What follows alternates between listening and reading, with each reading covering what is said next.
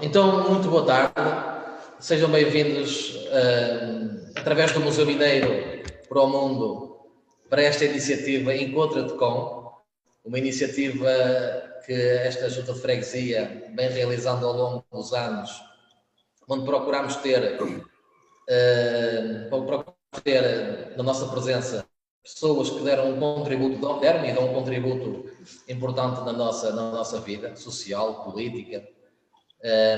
E, portanto, queremos, naturalmente, agradecer a disponibilidade do Sr. Almirante Martins Guerreiro de estar presente nesta iniciativa. Aliás, já há muito tempo que nós estávamos para trazer o Sr. Almirante a esta iniciativa. E, portanto, queremos também com isso agradecer a sua disponibilidade para desta forma, não estando presentes fisicamente, mas que estejamos neste contexto, a sua participação, a sua presença nesta nossa iniciativa. Esta iniciativa tem a colaboração da Confederação das Coletividades Cultura e Recreio de Portugal. Temos connosco o Sr. Adelino Soares, representante da Confederação e fazendo parte da Direção Nacional da Confederação das Coletividades. Também convido a dar uma pequena nota para depois passarmos ao Sr. Almirante e assim depois podermos abrir a discussão entre todos para a nossa conversa vá correndo da melhor forma. Adelino, queres dizer alguma coisa, Adelino? Faz favor. Eu gosto de preparei aqui uma nota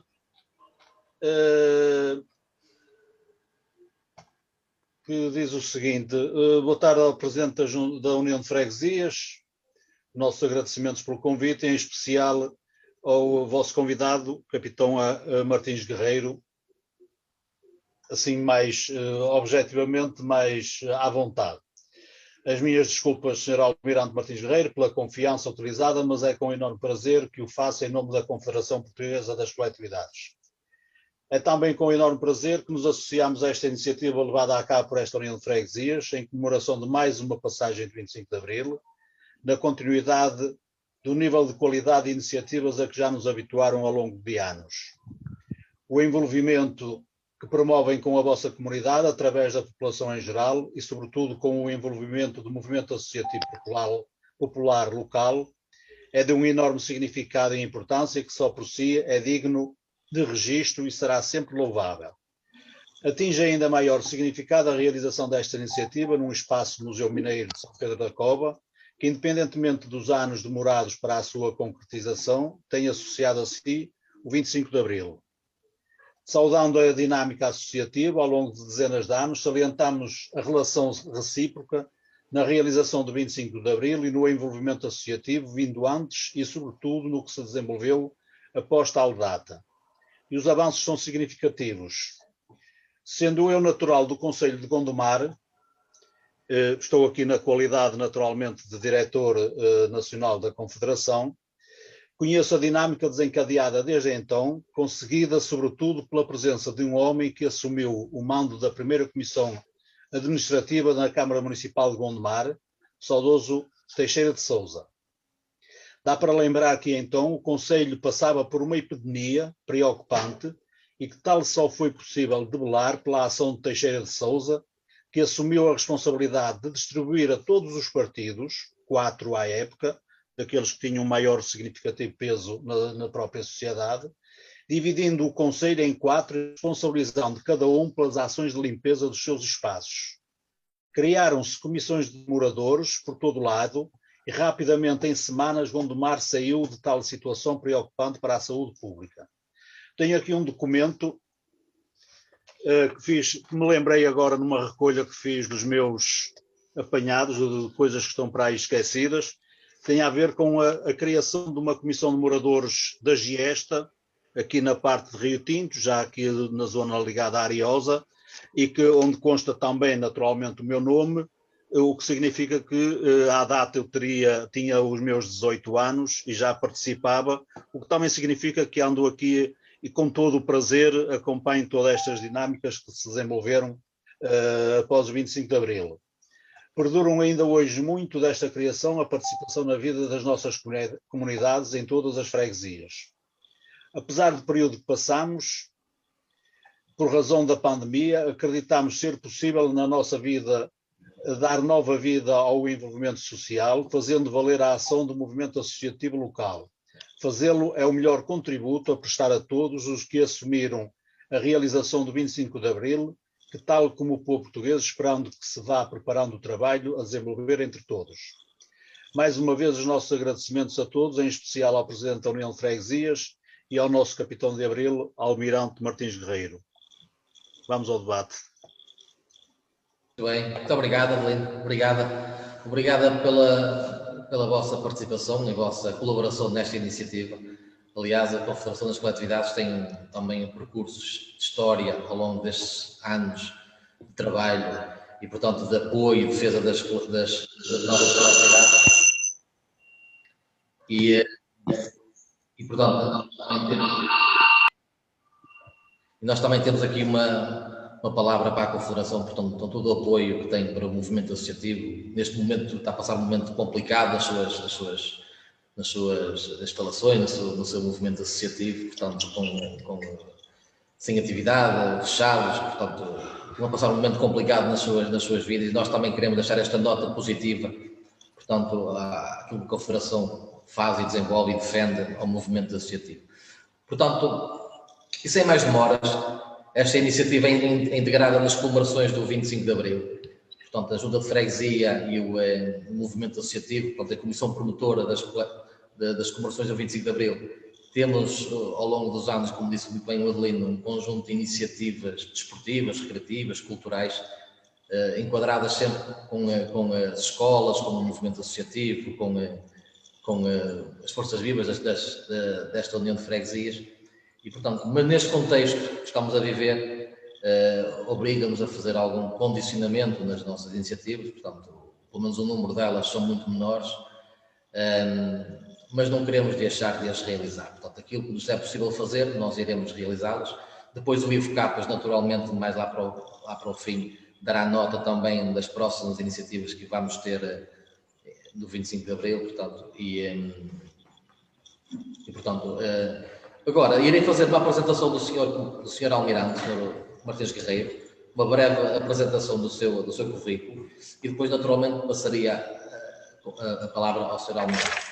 Então, o Sr. Almirante, neste momento, contra-almirante, Manuel Martins Guerreiro, 80 anos, fez o curso da Escola Naval entre 1959 e 1962. Fez parte, fundador do MFA, portanto, o Movimento das Forças Armadas. Foi chefe de gabinete do chefe de Estado-Maior da Armada. É sócio e fundador da Associação 25 de Abril, sendo neste momento presidente do Conselho Fiscal. Portanto, durante o seu percurso na Guerra Colonial também fez várias comissões de serviço. Chefiou vários navios, portanto, lanchas hidrográficas e lanchas de desembarque. Portanto, tem também um trabalho militar muito honrado e muito importante. Continua neste momento a fazer parte, como eu disse, de várias associações, portanto, é sócio de várias associações e coletividades. Fez parte do Conselho da Revolução entre 1975 e 1982, portanto, até a sua extinção. Neste momento, é diretor da revista O Referencial. E importante também é que foi condecorado com a Grande Cruz, devido à sua participação no 25 de Abril. E, portanto, nós também, e é com este enquadramento que eu daria também a palavra ao Sr. Comandante, ao Sr. Almirante, e fazer-lhe aqui uma pequena introdução, só para depois desenvolver o seu raciocínio. E a pergunta que eu lhe ia fazer era, Sr. Almirante, como é que nasceu o movimento das Forças Armadas e o processo de avançar para um golpe de Estado? Como é que isso nasceu, portanto, no seio das Forças Armadas? Estamos a falar de oficiais subalternos, portanto, não eram oficiais de topo de carreira, portanto, eram oficiais subalternos. Como é que isso foi germinado? Como é que isso foi organizado? Como é que foi pensado? E depois, como é que foi trabalhado para que o derrubo da ditadura fosse possível a 25 de Abril? E depois, naturalmente, um olhar e uma opinião sobre estes 47 anos de democracia, quase tantos anos de democracia como anos de ditadura. Portanto, a sua perspectiva, como é que os avanços que houve, recuos certamente também que os houve ao longo destes 47 anos, da sua perspectiva perante também aquilo que estamos a viver neste momento, com esta pandemia, com esta restrição de liberdades que todos nós diariamente somos sujeitos. Como é que o Sr. Comandante depois via também isto tudo? Portanto, muito obrigado, Sr. Comandante. A palavra é sua. Bom, muito obrigado. É que vos agradeço por este convite e por esta oportunidade.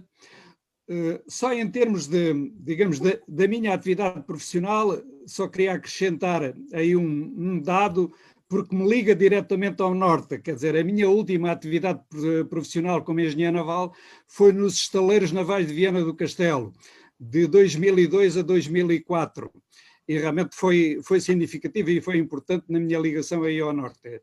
Eu fui presidente do Conselho de Administração dos Estaleiros e realmente foi uma experiência muito interessante de ligação direta, digamos, aos operários, aos trabalhadores, enfim, eram 1000 e passavam de 1000, e enfim, com problemas complicados e sobretudo na indústria naval e na questão das empresas públicas, mas isso é outra conversa, se quiserem poderemos desenvolver oportunamente, porque tem a ver com a ideia do desenvolvimento do país, que veio depois do 25 de Abril, mas poderemos ver isso. Bem, primeiro que tudo, eu queria vos agradecer esta oportunidade de estar aqui convosco, e quero valorizar e dar-vos os parabéns por esta iniciativa, porque de facto, a componente da democracia direta e da democracia de base é uma componente essencial da Constituição Portuguesa e foi uma dinâmica essencial do processo a seguir ao 25 de Abril, mas não é devidamente valorizada. E eu julgo que sem o reforço desta componente, de facto, a nossa democracia fica pobre, porque a nossa democracia tem duas pernas essenciais. Uma é a parte representativa do poder político, tudo isso, e outra é a parte da dinâmica de base do associativismo e do poder local. Mas isso depois também podemos falar. Bem, para já queria cumprimentar todos os que aqui estão, é com muito prazer que cá estou, e também em contacto direto com a Confederação das Associações Portuguesas. Aliás, eu pertenço a algumas associações que têm protocolo com a Confederação, portanto, as ligações são mais ou menos frequentes, mas existem, e acompanho o vosso trabalho, e é extremamente importante este trabalho, que aliás começou há muitos anos, muito antes do 25 de Abril, não é? A Confederação existe, as associações existem, vieram da Primeira República, e isso é de facto muito importante.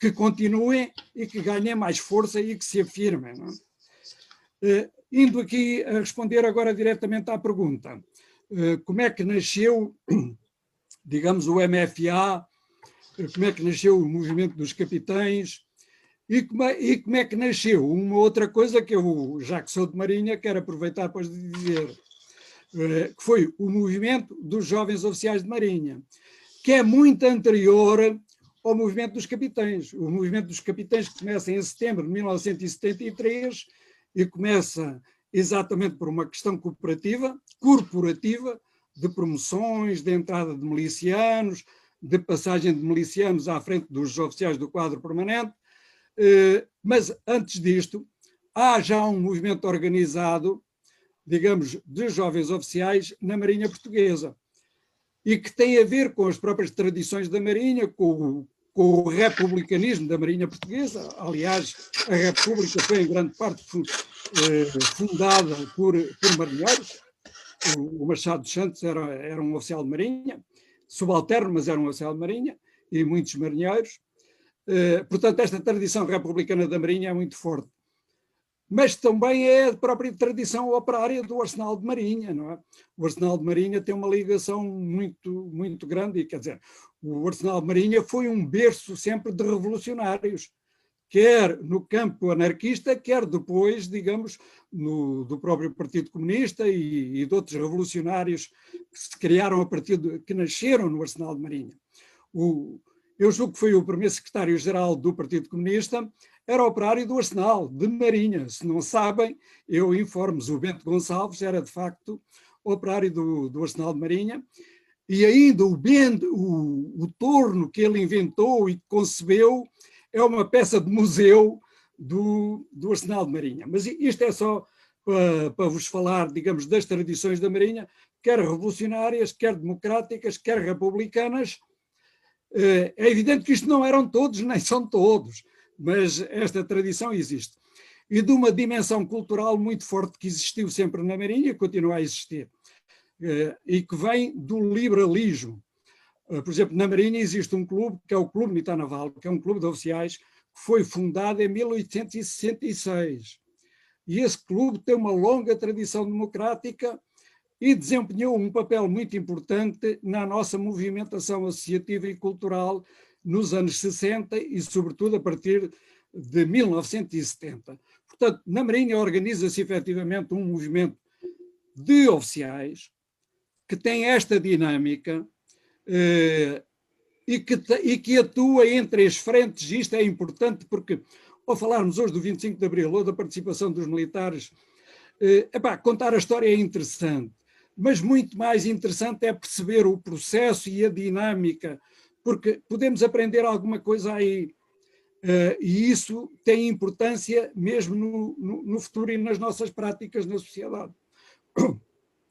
Portanto, neste movimento que nós criámos na Marinha, nós tínhamos três componentes, o que pode parecer estranho, mas tínhamos três componentes, três frentes de luta. Nós atuávamos no campo legal, tínhamos um instrumento excelente, que era este, do Clube Militar Naval, atuávamos no campo semi-legal, nós fazíamos exposições e abaixo-assinados ao Ministro e ao Chefe de Estado-Maior da Armada, e isto não era permitido pelo regulamento, isto era semi-legal, e tínhamos mesmo uma organização clandestina. E aí atuávamos claramente no campo clandestino, com ligações aos marinheiros, aos sargentos e aos civis da Marinha.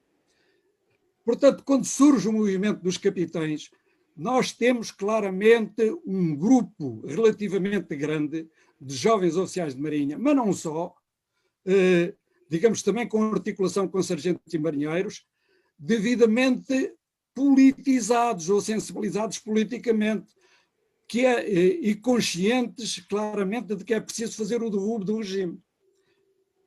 E isso vai refletir-se, digamos, na nossa integração ou na nossa ligação com o movimento dos capitães.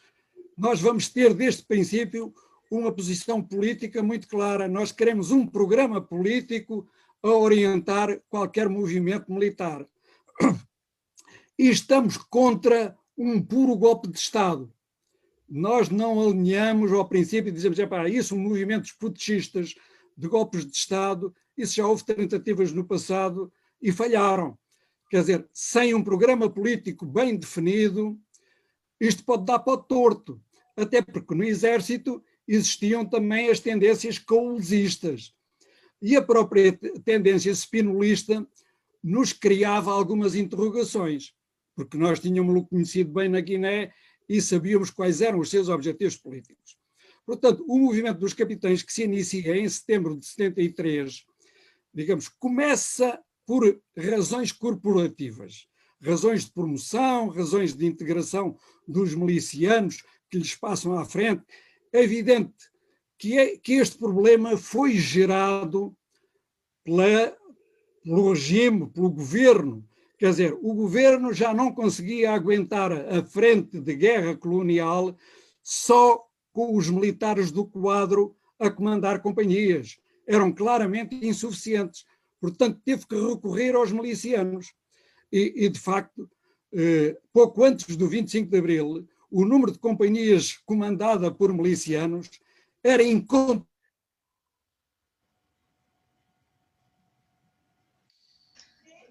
Estamos com algum problema de rede.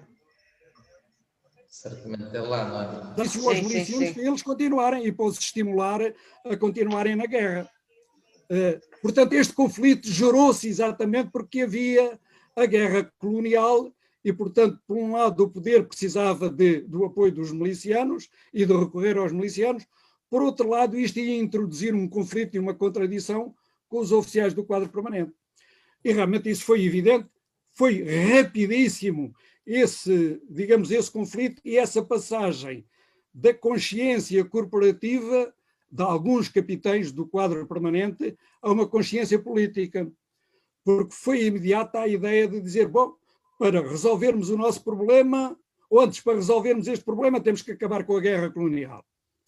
E para acabar com a guerra colonial, nós temos que acabar com o regime. E, portanto, em 2 ou 3 meses, esta passagem, digamos, de uma ideia corporativa, de um sentimento corporativo, ou uma ideia política de derrubo do regime, é rapidíssima. Isto nunca teria acontecido em qualquer outra estrutura profissional, outra organização profissional, que não fossem os militares, que não fossem estes capitães do quadro permanente, e que não fosse naquela situação concreta de guerra colonial. Porque a guerra colonial era feita exatamente, essencialmente, a unidade que fazia a guerra colonial no terreno eram as companhias. O capitão tinha uma liberdade de decisão e uma capacidade de decisão enorme. E, portanto, esta passagem rápida foi um bocado devido a isso. Por outro lado, o capitão também conhecia bem o que era a guerra.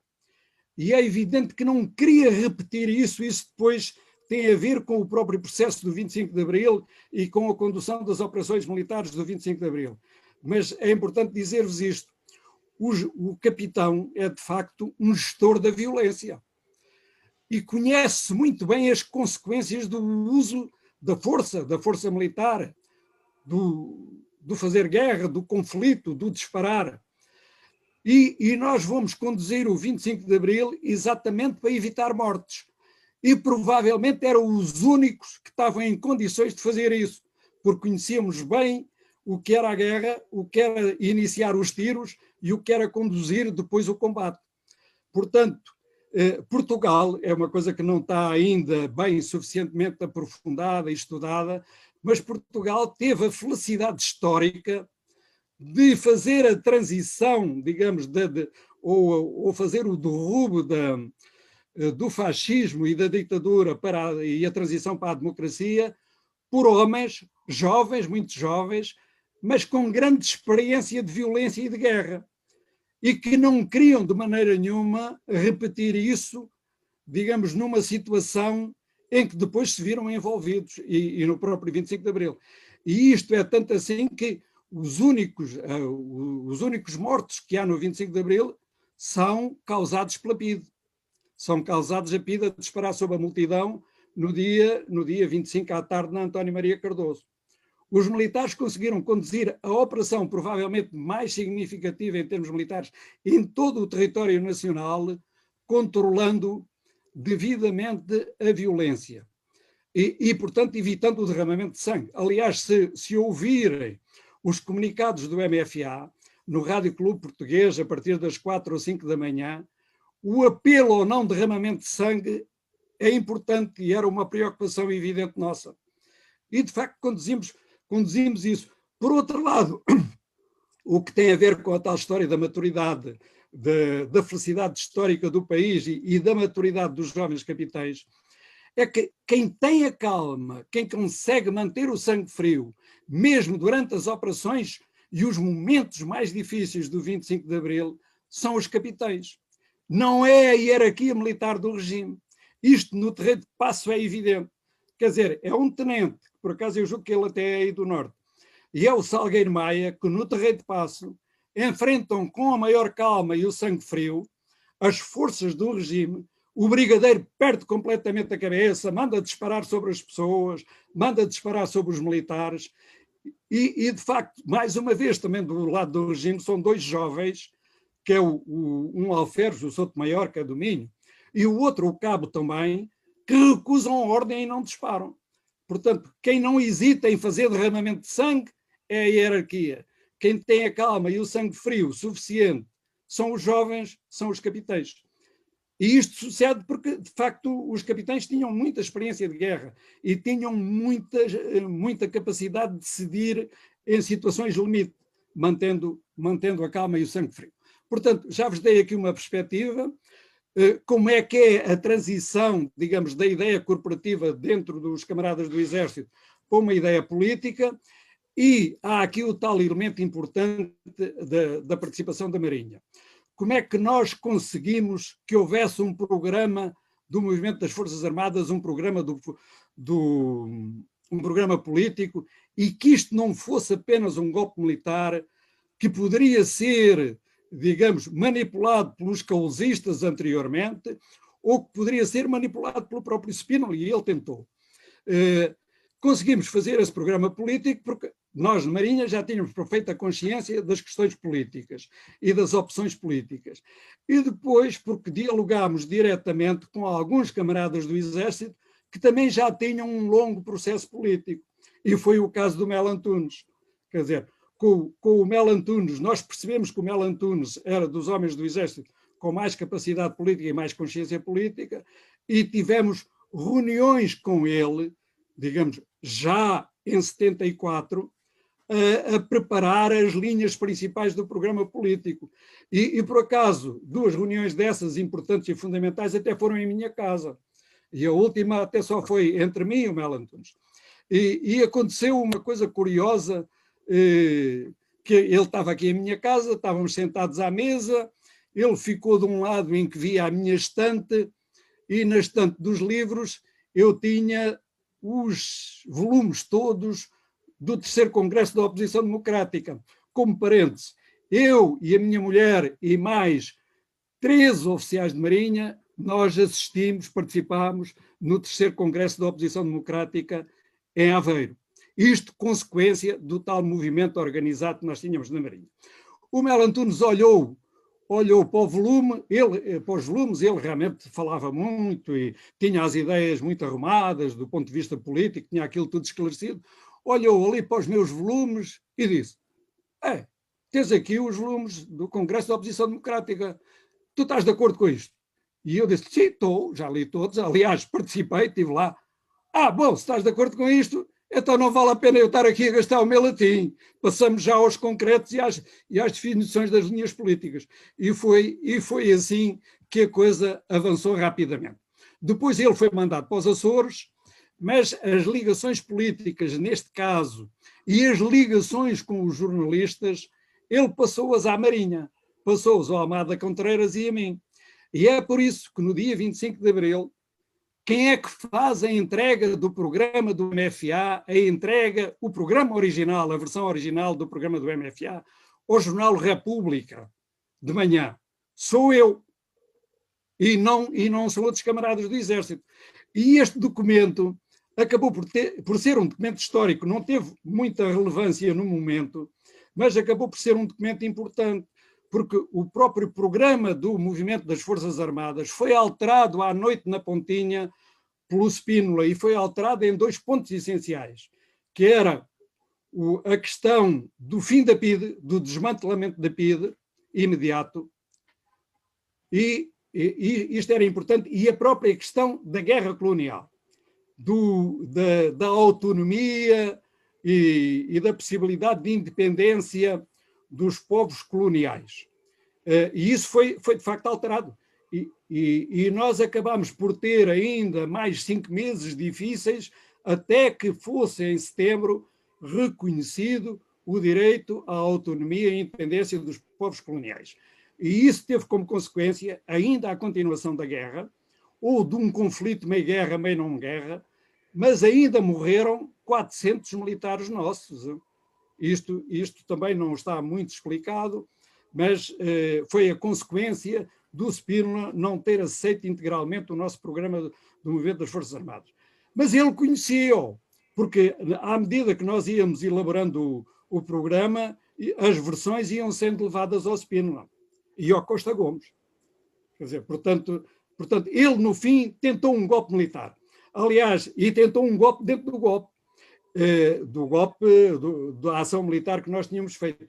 E de certa maneira conseguiu quando, digamos, no Carmo, ele vai ao Carmo receber o poder do Marcelo Caetano.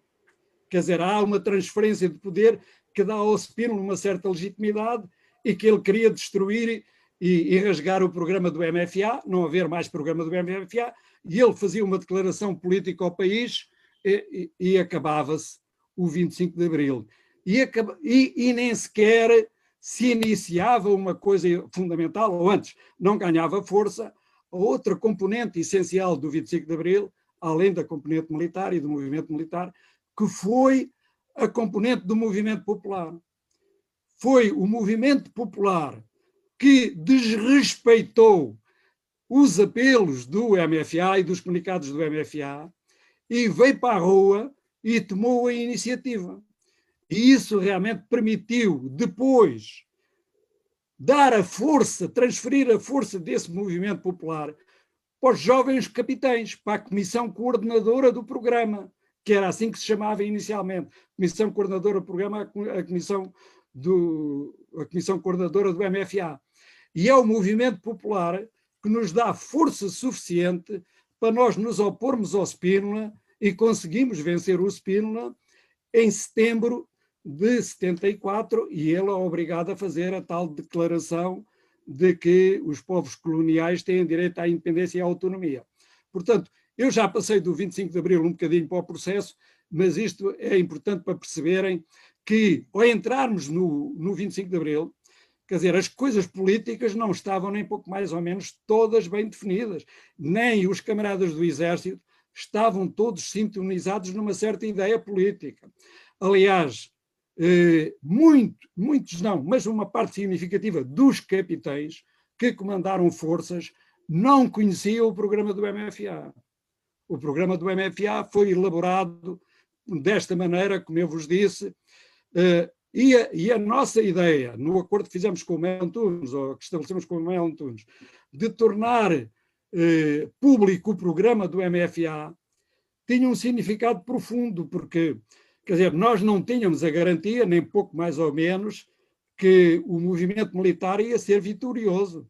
Porque isto, a posteriori, dizer-se o regime caiu de podre, não é bem assim.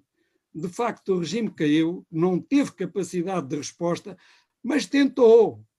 E no Terreiro de Paço, de facto, ele mostrou força. As forças de cavalaria tiveram no Terreiro de Paço. E por circunstâncias e condições muito especiais, eles, de facto, não conseguiram abrir fogo, nem tomar a iniciativa e controlar as forças de Salgueiro Maia. Mas, inicialmente, no Terreiro de Paço, a balança do poder era mais a favor deles do que nosso. Só que depois, parte das forças deles passaram para o nosso lado. Enfim, é uma história interessante.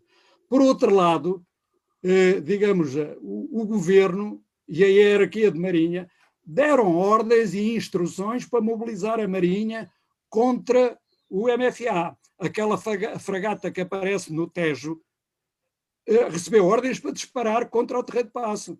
Nós é que neutralizámos isso, porque o nosso compromisso, digamos, em termos militares, era de facto de neutralizar qualquer iniciativa que houvesse dentro da Marinha contra o MFA. Mas acabámos por fazer mais que neutralizar, porque acabámos por ter uma intervenção militar que inicialmente não estava prevista, de colaborar ou tomar a iniciativa no derrube e no cerco militar à PIDE e depois na libertação dos presos políticos. E isto também é interessante falar sobre isso, porque quando, numa reunião que tivemos com o Otelo nas vésperas do 25 de Abril, por acaso em casa, até foi em casa do Vítor Crespo, no Restelo, o Otelo apresentou a ordem de operações e ao vermos a ordem de operações e dos objetivos militares ao longo de todo o país, tomávamos tudo, perdão, ver aqui um bocadinho. Tomávamos todos os postos militares significativos e centros de poder, não estava a PIDE. E nós achámos aquilo estranho, não estava a PIDE, nem, perdão, a Legião Portuguesa. Achámos aquilo estranho, e dissemos, isto não pode ser, a PIDE tem que ser um objetivo, porque se a PIDE não é objetivo, há aqui uma grande confusão. Bom, e o Otelo não nos contou o que se tinha passado e disse, bem, se vocês acham que tem que ser objetivo, façam vocês. Isto 2 dias antes do 25 de Abril. Claro que nós não tínhamos uma estrutura militar para neutralizar qualquer coisa dentro da Marinha, mas não tínhamos uma estrutura militar ou não tínhamos pensado organizar uma atuação exterior à Marinha. E tivemos que pensar como é que vamos agora, digamos, arranjar uma força para atuar junto da PIDE. E como tínhamos um destacamento de fuzileiros que tinha sido criado havia pouco tempo e que ia embarcar para ir para Moçambique, pensámos aliciar o comandante desse destacamento de fuzileiros e depois os marinheiros e os sargentos não era grande problema, como vos disse, também tínhamos uma estrutura que ligava diretamente a marinheiros e sargentos. Mas o comandante, ao princípio, teve algumas dúvidas, aliás, ele não estava propriamente integrado no processo, e, portanto, as dúvidas dele eram muito legítimas. Portanto, a coisa ficou em aberto, mas não ficou claramente decidido que nós iríamos fazer a conquista da PIDE conquistar. Mas nós tínhamos um trunfo extremamente importante, é que o comandante da Força de Fuzileiros era um homem nosso, era o Pinheiro de Azevedo, o comandante, então comandante Pinheiro de Azevedo, tinha uma ligação direta comigo e eu tinha-lhe entregado a ordem de operações. Ele sabia qual era a ordem de operações e tinha-lhe dito exatamente que poderia acontecer que lá na força dele saísse uma unidade militar com o objetivo PIDE, mas que a iniciativa do comando era nossa, não era ele que tinha que tomar essa iniciativa. Por acaso, acabou, digamos, o elemento nosso que fez a ligação com ele, acabou por lhe pedir a ele para ele dar a ordem. E realmente ele deu a ordem. E, de facto, a força saiu para ir à PIDE. Mas, como aquilo foi combinado um bocado, enfim, nos últimos momentos, eles não tinham ligação direta por rádio com o posto de comando na Pontinha. E a PIDE ia resistir, até porque eles encontraram na PIDE o Calvão, que era também um homem de marinha, que vocês sabem que era o Calvão, um tipo do regime, muito do regime, e que estava, aliás, ele tinha sido indicado para suceder ao Silva Paes como diretor da PIDE, e de facto o Calvão desmobilizou de certa maneira a nossa força de fuzileiros e eles retrocederam e vieram para a base. E mais tarde voltaram outra vez e de facto ficaram lá e nós acabámos por, em colaboração com as forças de cavalaria de Estremoz, tomar de facto a PIDE. Mas a PIDE só se rendeu no dia 26 de manhã. Hein? Portanto, foi o último objetivo e foi de facto o mais difícil. Depois outra força nossa de fuzileiros foi também para Caxias, tomou Caxias e colaborou na libertação dos presos políticos. Aí tiveram presentes também os paraquedistas, uma companhia de paraquedistas que era comandada pelo Mário Pinto, o capitão Mário Pinto, que também fez, digamos, o assalto a Caxias. A libertação dos presos de Caxias é importante explicar-vos isso, como foi a de Peniche. Porque o general Spínola, à noite, enfim, quando o movimento das Forças Armadas, de certa maneira, lhe entrega ao poder, que o Marcelo Caetano já lhe tinha passado em termos de opinião pública, o Spínola não queria aprovar o programa do movimento, não queria seguir o programa do movimento, nem queria autorizar a divulgação pública do programa do movimento. Por acaso, nem sabia que eu já tinha entregue ao jornalista, o Álvaro Guerra, no República, e depois o Álvaro Guerra, numa edição especial do dia 26, divulga o programa integral, mas o Spínola queria travar o próprio programa do movimento. E há um homem extremamente importante, que também em termos históricos isto não está muito conhecido, quer na defesa do programa e na imposição do programa ao Spínola na Pontinha, quer depois na libertação dos presos políticos. É o Charais, o tenente-coronel Charais, que nem estava integrado na direção, propriamente na coordenação do movimento das Forças Armadas, mas que era o chefe de dois homens que estavam ligados ao posto de comando. Um era o Vítor Alves e o outro era o Sancho Osório, e o Vítor Alves, digamos, era o delegado político. Aliás, o Vítor Alves até tinha uma particularidade. Quando eu soube exatamente qual era a ligação familiar do Vítor Alves, fiquei muito preocupado, porque o Vítor Alves era genro do chefe de Estado-Maior da Armada, que era um homem do regime. Portanto, enfim, mas isto são as tais ligações e as tais contradições que existiram neste processo todo e que é importante ter a noção como é que isto foi complexo e não foi assim tão simples.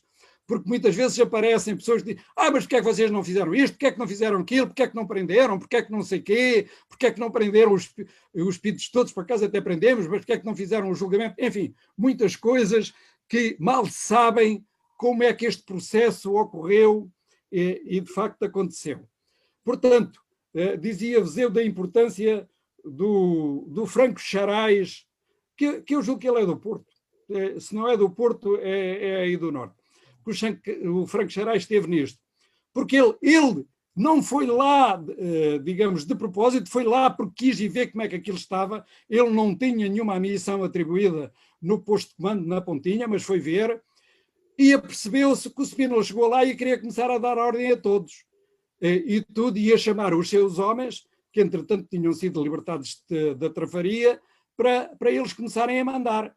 Porque o Spínola queria passar imediatamente o comando das unidades militares que estavam na rua, dos capitães, para os majores e os tenentes-coronéis, que eram os oficiais superiores que tratariam diretamente com ele.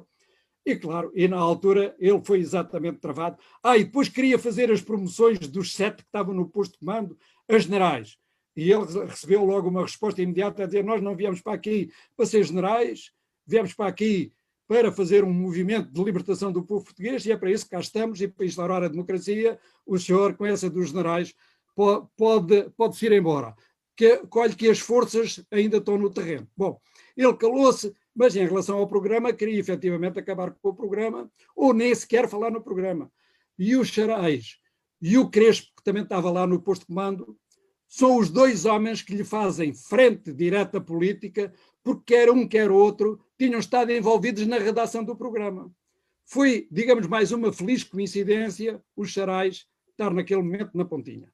E a razão porque a Junta de Salvação Nacional aparece tão tarde na televisão, porque eu julgo que é já depois da meia-noite, é uma coisa estranha, não é? Digamos, se o Marcelo Caetano já se tinha rendido, se o poder já estava tudo rendido, se o próprio Presidente da República já estava preso, se os ministros estavam todos presos, porque é que a Junta de Salvação Nacional não aparece imediatamente na televisão para se saber quem é? E não aparece por esta razão, porque o Spínola não queria, e o Charais disse: não, então vamos discutir ponto a ponto o programa do MFA. E de facto tiveram 4 horas a discutir o programa do MFA, e é aí que o Spínola conseguiu alterar aqueles 2 aspectos que eu vos falei. E depois, mas entretanto o Charais já tinha dado instruções para distribuírem o programa, travou depois a distribuição do programa, e o que foi distribuído depois e foi publicado foi com as tais 2 alterações. O programa original do MFA foi o que eu entreguei realmente no jornal O República, e que é publicado no outro dia, 26. Mas, curiosamente, neste entusiasmo todo da Revolução, o próprio Spínola ou não se apercebeu da contradição, ou não quis aperceber-se, e, portanto, não houve, depois, mais tarde, o conflito entre as 2 versões de programa.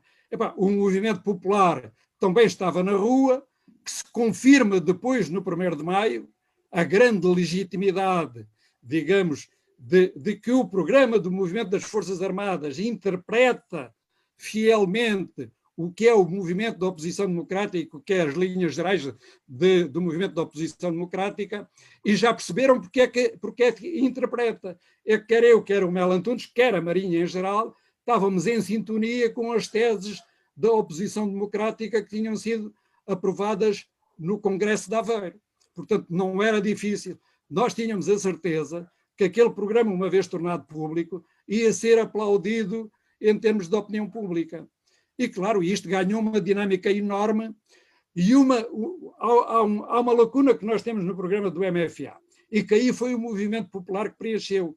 A lacuna que nós temos no programa do movimento do MFA é exatamente o poder local.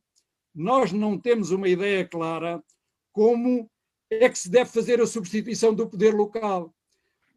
enquanto para os outros temos, e temos a ideia de eleições para a Constituinte, e como é que a Junta e o Governo Provisório iriam funcionar, e das linhas gerais de política, isso está bem definido no programa, para o poder local não está. A ideia que nós tínhamos é que o poder passava, digamos, e que está, julgo que está isso no programa, passa dos presidentes das autarquias, das câmaras, para o secretário. Mas este secretário é normalmente um homem de regime. E é aí que o movimento popular é extremamente importante, o movimento da oposição democrática. E realmente é depois essa dinâmica. O movimento popular ali era sobretudo representado pelo MDP, pelo movimento democrático, não é? Que depois há a legalização dos partidos, começam a aparecer os partidos e, portanto, já há mais coisas. Mas aquelas comissões administrativas que se criam nascem do movimento popular. E são essas comissões administrativas que tomam o poder nas autarquias. E que o Spínola não gostou nada, porque isso estava-lhe a retirar a iniciativa de ser ele a nomear as suas pessoas para as autarquias e para as grandes empresas e não sei o quê, que há aquela representação de delegados da Junta de Salvação Nacional.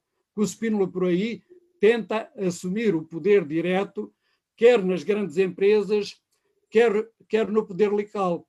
Mas há um movimento popular que, em ligação direta com o MFA, com a Comissão Coordenadora, porque o MFA, felizmente, não se dissolveu, ao contrário do que pretendia o Spínola, e alguns militares do próprio MFA ligados ao Spínola pretendiam dissolver o MFA, felizmente não se dissolveu.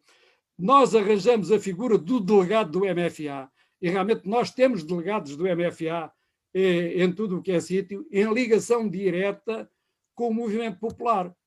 E isto dá enorme força e realmente permite depois a estas comissões administrativas, permite depois que a própria, digamos, que a própria economia avance, que se criem as comissões depois dinamizadoras e de trabalhadores e comissões de moradores e comissões de bairro por todo o lado, e essa força é extremamente importante e é uma componente que depois ficou na Constituição Portuguesa, felizmente, mas que mais tarde não foi muito valorizada, nem hoje é muito valorizada, mas que é extremamente importante que o seja e que ganhe dinâmica e que ganhe força para que a nossa democracia, digamos, seja sustentada por duas pernas, uma da parte representativa e institucional, que resulta das eleições, e outra também que resulta das eleições, mas do poder local e de todos os movimentos associativos que possam existir no país,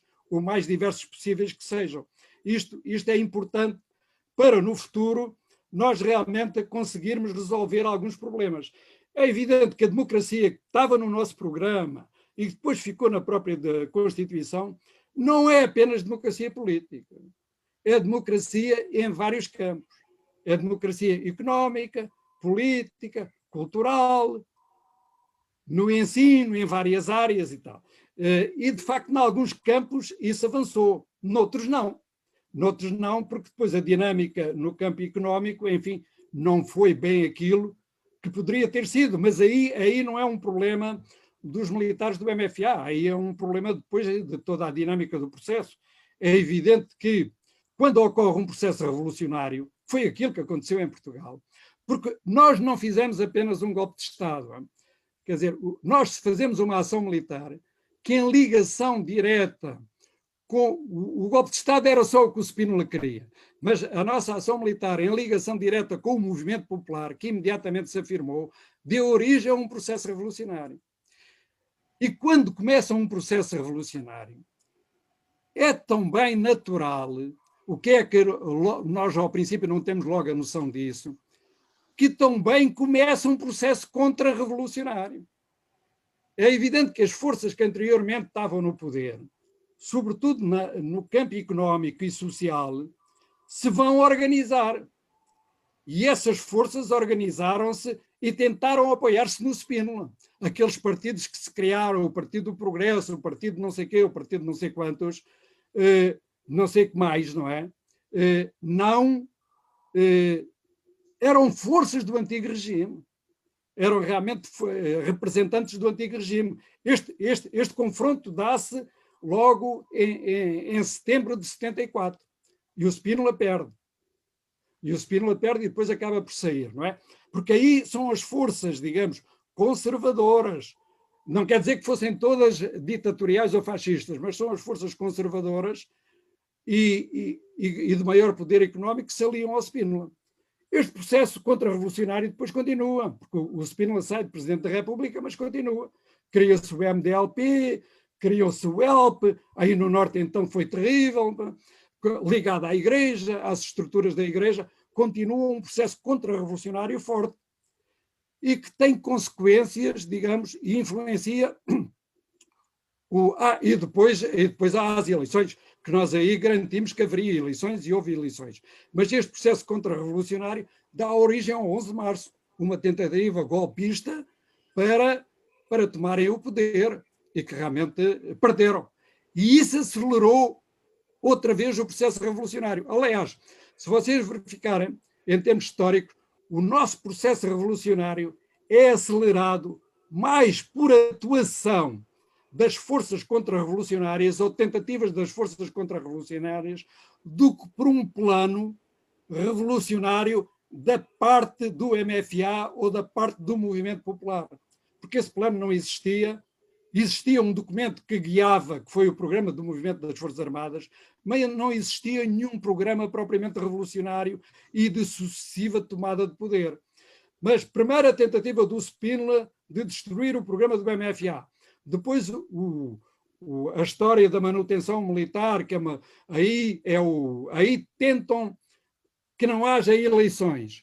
Quer dizer, aí o presidente do governo constitucional, o Parma Carlos, tenta uma manobra de plebiscito nacional ao Spínola. Já não há eleições para a Assembleia Constituinte e para fazer a Constituição, há sim eleições para o Presidente da República. E aí era evidente que o Spínola ia ganhar. Até porque era o presidente, tinha sido o presidente da Junta, e tinha sido o homem que, a contragosto, nós deixámos que fosse, porque o nosso candidato, era o Costa Gomes. Mas isto também é outra história, são os problemas do processo. Portanto, era o Spínola. Há essa primeira tentativa e que não haja mais sequer comissão coordenadora. Nós ganhamos essa primeira luta, esse primeiro confronto, depois ganhamos o segundo, que é a tal manifestação da maioria silenciosa, o processo acelera, depois ganhamos no 11 de março e o processo acelera ainda mais. Vêm as nacionalizações, vem depois vários desenvolvimentos.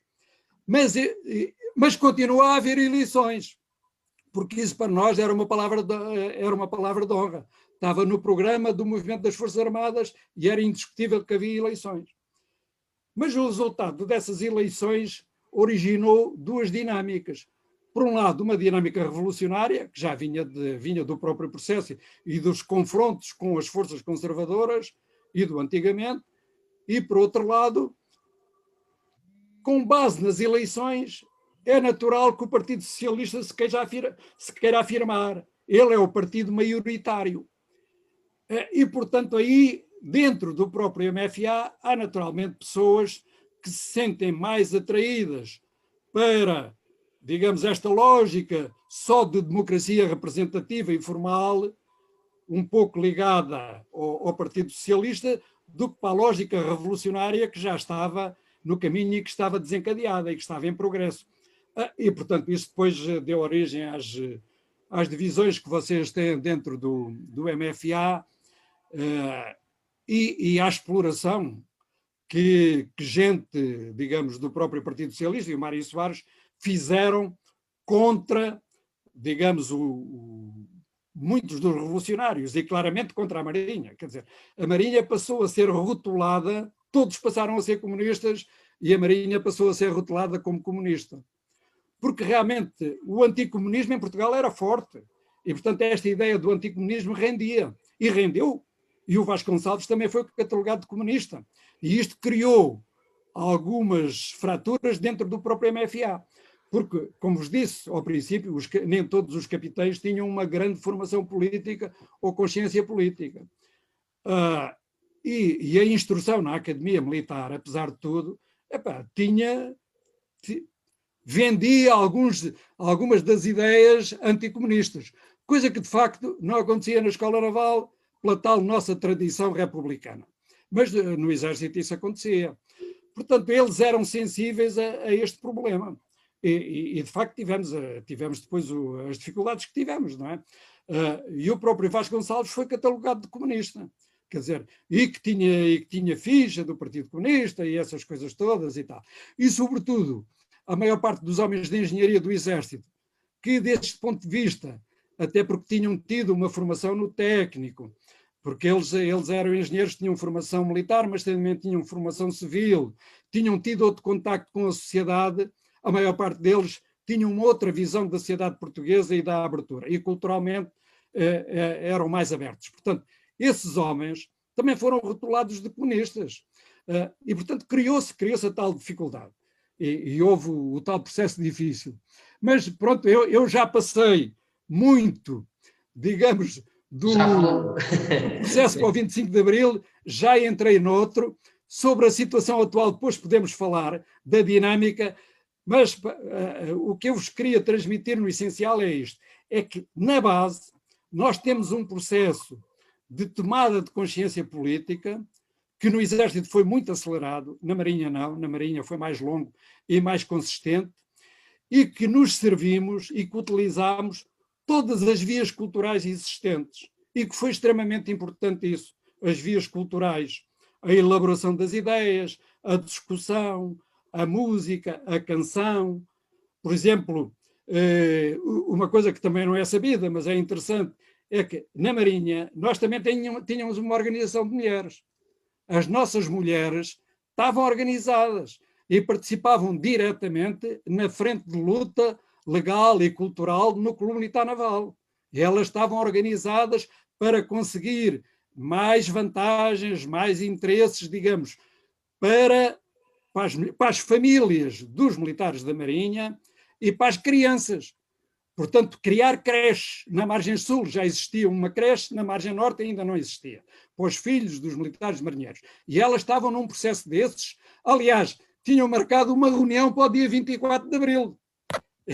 E a minha mulher ficou muito surpreendida quando o Contreiras à tarde vem aqui à minha casa para falar comigo, e eu não estava, ele vinha-me entregar uns documentos importantes, e realmente encontrou-a, e a custódia diz para o Contreiras: olha lá, hoje a Pilar, que era a mulher do Contreiras, olha, a Pilar hoje não fica com as miúdas, tens que ser tu. E o Contreiras responde: qual tem que ser eu? Está calada, hoje vocês não fazem reunião nenhuma. E ela ficou um bocado chocada com aquilo. Quando eu cheguei, disse: mas que é isto? Então hoje não podemos fazer reunião? E eu disse-lhe: bom, é que é hoje o dia que nós marcamos. E pronto, mas portanto elas estavam organizadas, elas trabalharam. Por exemplo, nesta parte cultural, nós fazíamos fichas, fazíamos documentos, fazíamos comunicados.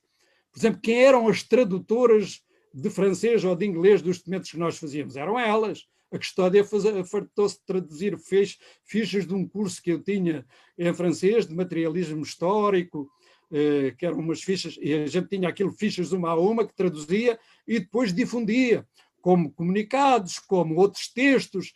Tínhamos um duplicador, tínhamos um aparelho clandestino para fazer estas coisas, mas isto depois era legal, à luz do dia, daí a tal história do processo legal e semi-legal. E, portanto, divulgávamos muitas coisas. E portanto, elas participaram muito bem. Além disso, foram um elemento muito mais importante do que se pode pensar, porque nós que estávamos na frente clandestina, nós todos tínhamos a noção que podíamos ser presos e demitidos das próprias Forças Armadas. Aliás, isso já tinha acontecido no passado. Portanto, nós precisávamos criar uma rede de segurança mínima para apoio das famílias, porque todos nós tínhamos crianças. Eu tinha 2 miúdas pequeninas em casa. Uma tinha nascido em 70, a outra tinha nascido em 72. E a maior parte também tinha crianças. O Contreiras também tinha 2. O Simões Teles, que é de Ilhavo, esse também tinha 2. Enfim, e nós precisávamos realmente ter esta rede e de ligação. E, portanto, elas desempenharam um papel fundamental nesta garantia da estabilidade da família e na nossa garantia emocional de estar num processo destes, porque isto foi muito arriscado, foi muito mais arriscado do que se pensa.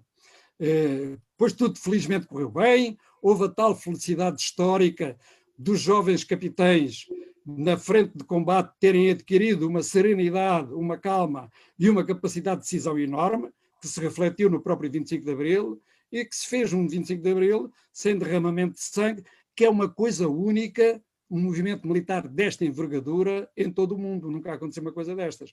Isto é uma das singularidades do 25 de Abril, que eu depois hei de desenvolver, e por acaso este ano ainda vou desenvolver, olha, numa conferência destas, para Faro, na celebração do 25 de Abril, que hei de fazer no dia 20 de Abril. E pronto, eu ficava por aqui, já tenho muita matéria para fazer perguntas, e muito obrigado pela vossa atenção. Muito bem, Sr. Almirante, muito obrigado. Estaremos aqui o dia todo, certamente, a ouvir a sua história, é uma delícia. E, portanto, naturalmente, agora faria aqui o convite a quem queira, dos participantes, quem queira colocar alguma questão ao Sr. Almirante e que, naturalmente, que faça uso da palavra. Quem quiser, levanta a mão e o áudio.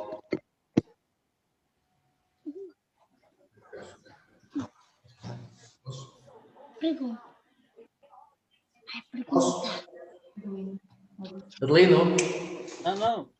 O Gonçalves. Pode falar aqui? Tem uma pergunta para fazer só. Ele está aqui comigo no Museu Mineiro. Como se chamam as mudanças no todo, em cumprimento e agradecimento aos comandantes que participaram da esperança do povo português, que foi 25 de Abril. E, portanto, eu estou a ouvir mal, desculpe lá, mas é capaz de estar um bocado longe. A gente vai lá para o Covid. Está bom agora? Sim, agora ouço melhor. Pronto, então é assim. Boa tarde a todos e agradecer-lhe a presença de cá estar a falar connosco e também agradecer-lhe a vossa participação no 25 de Abril, que foi esperança do povo português. Eu também vivi por dentro, mas muito na base do 25 de Abril, aliás, assentei praça em 74 de 25 de novembro. Muito bem. Antes em que a história do 25 de Abril e o seu comandante não passou, não chegou aí, mas de facto a maior tristeza que eu tive foi o facto de ter acontecido 25 de novembro. E eu queria dizer exatamente sobre até isso, é que os militares de facto fizeram o 25 de Abril, tudo aconteceu e como o seu comandante explicou, nós sentimos isso e portanto o povo português depois ganhou muito mais que aquilo que os militares trouxeram, aliás isso foi referido pelo senhor, que foi tomar nas ruas conta de facto do avanço de facto significativo de todas as conquistas que viemos a ter. Acho que os militares tiveram uma ação que foi importantíssima, lutaram contra o Spino, contra as forças da direita, mas sempre aí teve a rua a acompanhá-los e a dar toda aquela força que foi necessária para que, na verdade, o regime caísse e depois fosse não só ter caído, mas ser desmantelado e ter-se conseguido, de facto, aquilo que nós tivemos, foi esta democracia. Ela foi-se avançando até que depois os militares, a partir de uma altura, e aí também já foi dito pelo seu comandante, que de facto as eleições vieram mudar tudo isto e dar legitimidade a uma esquerda, que neste caso era o Partido Socialista, que de facto virou um bocado tudo aquilo que o movimento do MFA e o documento do MFA de repente foi contrariado na sua totalidade. Isso aí trouxe de facto uma divisão aos militares, criando as ditas movimentos dentro do próprio MFA, que foi o Otelo, que foi a Quinta Divisão, que foi o documento dos nobres e foi o... Toda essa gente, eu não tenho dúvidas que ela tinha bons princípios para continuar, no fundo, a acompanhar a Revolução como uma grande parte das pessoas, mas na verdade, depois com legitimidade dada pelo povo português ao governo socialista, ou quer dizer PS, veio aqui essa divisão, depois cada um também começou a puxar para o seu lado. O que deu origem a quando aconteceu o 25 de novembro, de facto aquilo que tinha acontecido antes, já não foi possível, o movimento dos capitães e toda essa organização militar, do golpe, claro, conseguir parar, porque na verdade as forças mais reacionárias foram aquelas que estavam mais ligadas a Spínolas e coisa no género. Muita gente também estava no movimento, também que acabou por ir para o lado de lá, e o 25 de novembro concretizou-se. E concretizou-se, hoje fala-se que foi para dar a liberdade que o movimento quis criar, o que para mim não é verdade, foi sempre mentira, porque, aliás, todas as leis significativamente conquistadas no 25 de Abril são aquelas hoje que ainda socialmente, mas, quer dizer, elas podem ter beneficiado de melhoramento, mas no seu género estão exatamente aquilo que o quinto governo fez pelo primeiro-ministro, neste caso o governo do Vasconcelos, fez, foi a questão de atribuir férias, subsídio de férias, o salário mínimo nacional, quer dizer, toda uma série de coisas que nós hoje usufruímos advém de facto desse governo. E depois de ter sido apelidado e arrumar com ele, ou até arrumado as forças que o apoiavam, como sendo forças contrárias à liberdade, à democracia, não sei o que mais, que eu não concordo de maneira nenhuma, mas acho que até é uma contradição e até uma falta de respeito intelectual por essa gente, porque na verdade toda a sua vida lutaram por melhores condições para o povo e pela liberdade, e de repente foram apelidados que queriam instaurar uma ditadura comunista.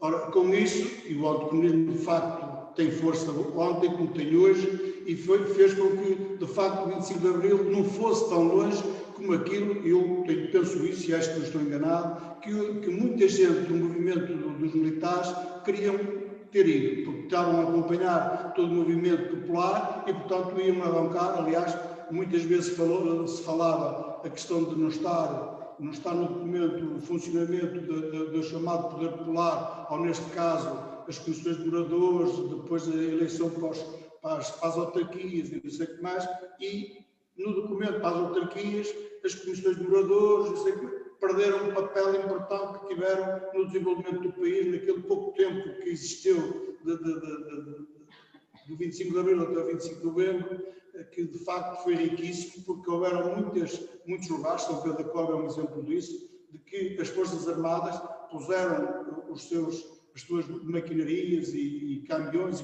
Aliás, eu estava na altura na tropa, participei em GDU, na GDU do quartel onde estava, participei na dita luta do CICAP de Raspa aqui no Norte, participei na luta de nem mais um soldado para o ultramar, porque ainda havia uma tendência de que não se podia retirar tão depressa os militares trazidos para cá, mas a verdade é que isso um dia tinha que acabar e, portanto, esse movimento também foi um movimento popular e dentro dos soldados também já se começavam a recusar a querer embarcar para ir para Angola. Portanto, eu passei também por isso tudo e também participei nas comissões de moradores em que trazia, na altura como estava no quartel aqui em Gaia, depois Rasto, trazia o caminhão para acartar entulho de uma obra que se estava a fazer, de botar muros abaixo para depois fazer uma estrada. Portanto, isso mais ou menos quando a legalidade trouxe, de facto, as autarquias, este poder popular, este poder do voluntariado ao serviço do povo português e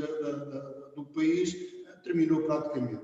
Portanto, eu acho que teria ido muito mais longe se não tivesse acontecido o 25 de novembro. E o 25 de novembro veio trazer uma coisa para mim que me fica claro, que eu acho que era esta a pergunta que eu queria fazer ao Sr. Comandante. Se não acha que a associação do 25 de Abril, que muitas vezes dizem coisas que não concordam com aquilo que é feito pelos governos que têm vindo a decorrer desde as eleições para cá, muitas vezes ser arrumados para canto, quase levá-los ao esquecimento, e de facto eu acho que deviam ter já tomado uma posição de muitas vezes ter feito uma autocrítica de quando foi na altura da divisão dos chamados seus grupos do documento 9, que é que foi maioritário e teve prevalência, portanto, e ainda hoje a associação é composta por gente que estava cá, a questão do Vasco Lourenço, coisa do género. Eu acho que merecia, ou devia ter direito a fazer uma autocrítica por ter, de facto, levado ou subjugado quase à desistência das pessoas desapareceram do mapa político na altura, como Vasco Gonçalves e coisa do género.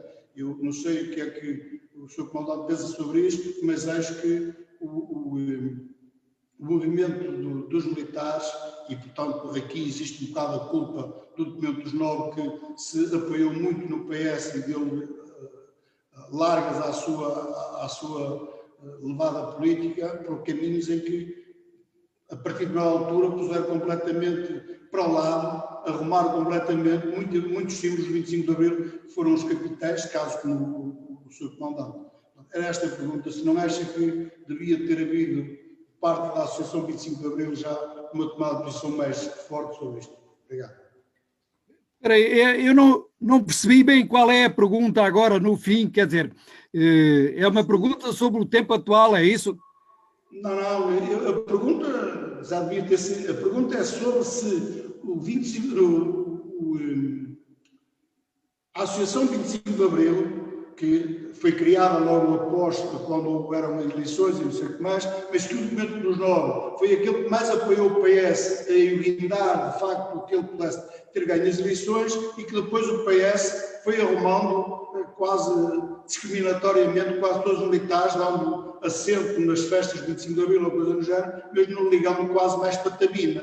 E o que eu pergunto é, se a Associação 25 de Abril, neste momento, que ainda são os mesmos, muitos deles são os mesmos que advêm da época, se não tomar uma posição forte e muitas vezes se mostrar com muito mais força contra, de facto, aquilo que o PS tem vindo a fazer. Eu sei que não é tomar uma posição contra o PS, mas dizendo que não se revê, porque muitas vezes, particularmente, dizem isso. E, aliás, aquilo que eu ouvi do Sr. Comandante agora, eu não acredito que se reveja naquilo que o PS e muitas coisas fez a nível económico e outras coisas. Era só isso, não sei se percebeu agora ou não. Tá bom. Julgo que percebi, mas só que há uma questão importante que é bom agora ter presente. Quer dizer, bem, a Associação 25 de Abril só se criou em 83, depois de já não haver Conselho da Revolução e dos militares propriamente já não existir MFA de facto, quer dizer, a Constituição tinha sido revista, nós criámos a Associação 25 de Abril, muito bem, mas a Associação 25 de Abril é uma associação de natureza cultural, não tem outra natureza, nem pode ter outro papel na sociedade portuguesa que não seja nesta dimensão, porque não é, digamos, nenhuma associação política para ascender ao poder ou para fazer acordos com o poder. Claro que é evidente que a dinâmica cultural tem também influência depois nas lógicas de poder, mas isso é importante terem isso presente. E a própria Associação 25 de Abril também, como vos digo, o próprio movimento das Forças Armadas não tinha uma coesão ideológica fechada, quer dizer, tinha um amplo leque de pessoas lá dentro. Tanto assim que até aceitou o Spínola. E eu digo, ainda bem que aceitou o Spínola, porque senão não tinha havido 25 de Abril. Este processo é difícil de entender, se fizermos hoje uma análise nos termos atuais. Portanto, a Associação 25 de Abril, na sociedade portuguesa, é evidente que é uma referência pelas pessoas que lá estão, mas não tem poder de facto. E já tomou uma posição política importante e significativa, e que nem todos perceberam, nem todos compreenderam, que foi não ir à celebração do 25 de Abril na Assembleia da República no tempo do Cavaco Silva e do Passos Coelho. Nós aí quisemos dar um sinal político claro de que estávamos contra aquilo. E, de facto, recusámos. E durante 4 anos nós não fomos às celebrações do 25 de Abril na Assembleia da República, apesar da legitimidade que a Assembleia da República tinha e tem para fazer todas as celebrações. Felizmente já voltámos, e voltámos com um governo PS. Mas a condução política do poder em Portugal já não tem nada a ver com os militares de Abril. Quer dizer, é evidente que os militares de Abril podem ser referência, mas a condução política tem que ser feita, efetivamente, pelos partidos que o povo português elege. E isto é que é importante que haja a consciência disso. Não passarmos para outros aquilo que são frustrações nossas ou limitações nossas, de limitações da própria atuação política ou no campo político. Quer dizer, nós, os cidadãos, que achamos que isto deve ser mais participativo, mais democrático, com mais justiça social, temos que nos saber organizar e conquistar um número suficiente de cidadãos para que se obtenha a maioria no voto. Isso é fundamental, porque essa regra do voto eleitoral é extremamente importante e é uma regra estabelecida. Epá, será melhor, não será melhor? Enfim, até hoje não encontramos outra melhor, apesar de às vezes não ser muito boa, porque realmente nós sabemos que as pessoas são manipuladas pelo poder económico e são manipuladas também pela comunicação social orientada pelo poder económico. E então as televisões é o que fazem diariamente, incluindo a própria televisão oficial. Eu, por acaso, o outro dia até fiquei chocado com uma coisa aparentemente banal e não vi nenhum protestos, mas que eu digo, epá, isto não pode ser.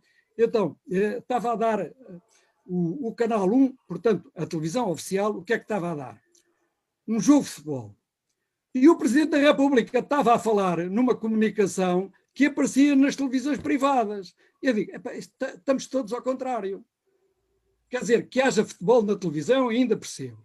Agora, que na altura em que o Presidente da República vai fazer um comunicado, isto era às 8, sabe que ele vai falar, a televisão oficial esteja a dar um jogo de futebol, é inconcebível. Mas, de facto, isso aconteceu. E para mim, o choque, eu não vi nenhum protesto público. Digo, epá, realmente as pessoas estão entorpecidas, estão adormecidas, porque, de facto, os instrumentos que são públicos, quer empresas públicas, quer comunicação social, porque têm um serviço público a prestar, é evidente que não podem fazer isto. Quer dizer, têm que prestar esse serviço público. A gente até pode dizer, bem, mas o que o Presidente da República ia dizer não tem grande importância. Ou ouvimos por outros canais. É verdade, até pode ser verdade. Mas não há dúvida que isto, em termos de serviço público e de serviço oficial, é perfeitamente inconcebível. Mas isto aconteceu e acontece. Portanto, hoje, os cidadãos, se querem encontrar umas soluções mais corretas, mais adequadas à justiça social, a um outro mundo, temos que nos conseguir organizar nesse sentido. Porque, por exemplo, uma outra coisa que eu não vos disse, mas já agora aproveito para dizer, a Associação 25 de Abril é provavelmente, desde há muito tempo, desde que se criou, desde 83, aquilo que se pretendeu que aparecesse politicamente numa chamada geringonça, que é uma certa convergência e unidade da esquerda portuguesa. E isso é necessário que aconteça na sociedade portuguesa, porque se não acontecer, aquilo que podemos pensar que são as forças mais coerentes, ficam muito em minoria e não têm a capacidade para fazer seja o que for. Portanto, é preciso conseguir dinâmicas sociais, quer na área cultural, quer na área social, e convergências políticas para ir criando estas possibilidades de atuar. Por exemplo, a situação que está hoje é uma situação muito complexa, porque realmente o poder é minoritário e depois está pressionado de um lado e do outro. E isto vai acabar mal se continuar assim. É evidente que temos que conseguir convergências à esquerda. A atuação no campo cultural é fundamental para conseguir isso, convergências à esquerda que tenham reflexos nas soluções políticas e no governo. Porque do ponto de vista económico também é evidente onde é que está o poder. O poder está claramente nas forças de direita e mesmo na comunicação social. Por exemplo, isto que aconteceu, o fenómeno que eu vos disse há bocado na televisão, é estranho. Então, é um governo do PS, mas claramente a comunicação social promove ideias claramente conservadoras e muitas vezes até de destruição do próprio Estado Social que se foi criando, com dificuldades, mas foi-se criando um Estado Social e realmente hoje há a destruição das instituições do Estado Social. E esta destruição acontece sem que efetivamente haja uma oposição política consistente e também não há uma oposição social consistente a isso. Quer dizer, as pessoas protestam, é evidente que protestam e têm a razão por protestar, mas não sabem, não conseguem organizar-se de maneira a encontrar as respostas adequadas. Porque, de facto, mesmo, eu agora deixo à vossa reflexão uma coisa que eu tenho andado a pensar. Mesmo esta criação das entidades reguladoras é uma fantasia de todo o tamanho. Isto é transferir o poder para a direita. E as forças, mesmo as mais coerentes à esquerda, ainda não perceberam isso.